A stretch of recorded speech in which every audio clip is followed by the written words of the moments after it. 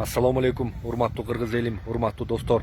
Бүгүнкү кайрылуум, бүгүнкү көрүп аткандай акыбал өтө кыйын болуп атат. Илдет күндөн күнгө күчөп атат. Андан сырткары да бийликтин алсыздыгын көрүп атабыз. Буга чейин жакшы чараларды көрүшпөйт. Андан азыр бүгүнкү күндө элдердин баарын сын пикир айтып элдерге доомат тартып атышат. Мына көчө мурда күнү Кыргыз Республикасынын жогорку кеңешин көрүп атасыңар.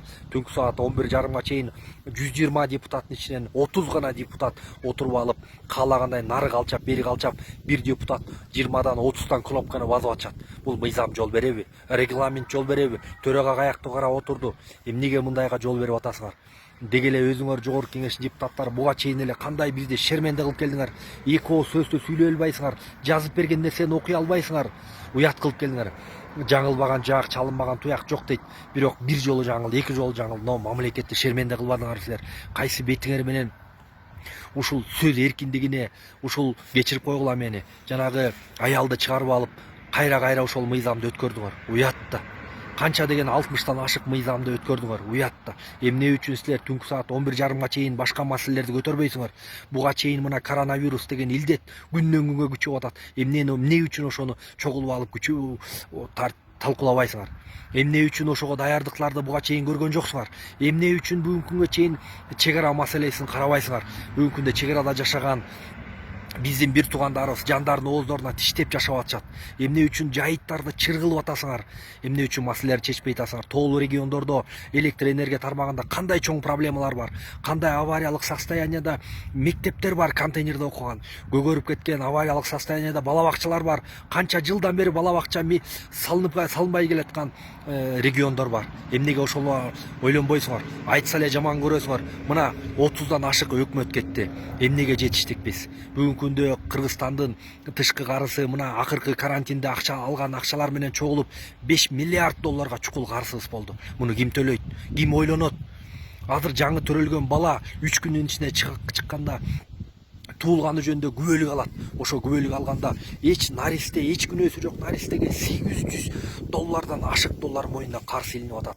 А жеген ким, ичкен ким, бирөөнүн артын жалаган ким, бирөөнү аталап апалаган ким, саткан ким, Кудайдан коркпогон ким, тендерлерди жеген ким, налогтон жеген ким, таможнядан жеген ким?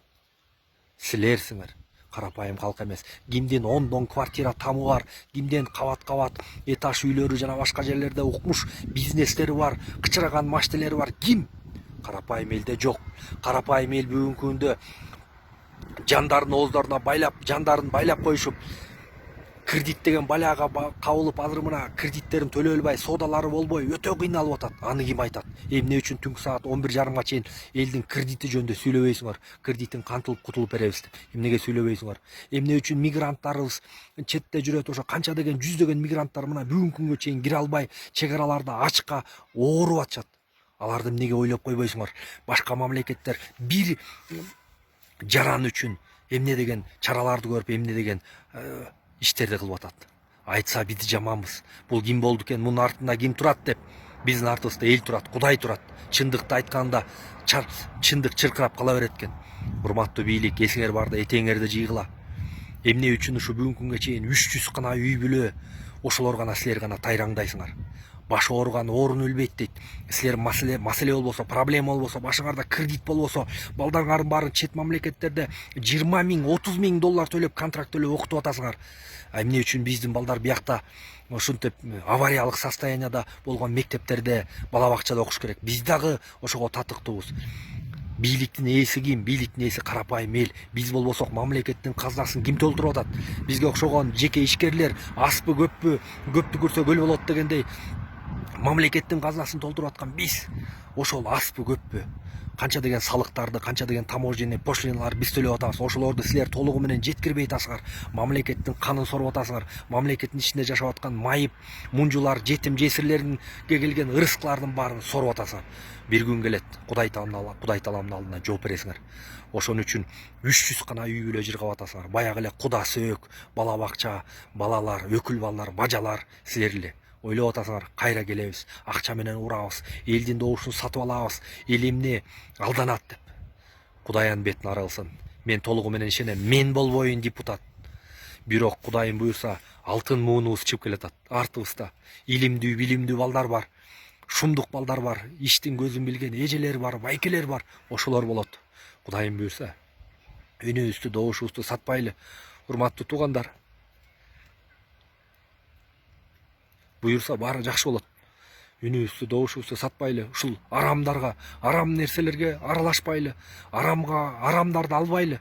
Кудай таламдын алдына жооп берчү булар күн келет. Булар саткындар. Бүгүн көрдүңөрбү, бийликке ким келсе, ошолордун болгон жерин жалап атышат. Бийликтен ал кетсе аны жемелеп атышат. Кудай жеткирсин. Урматтуу достор.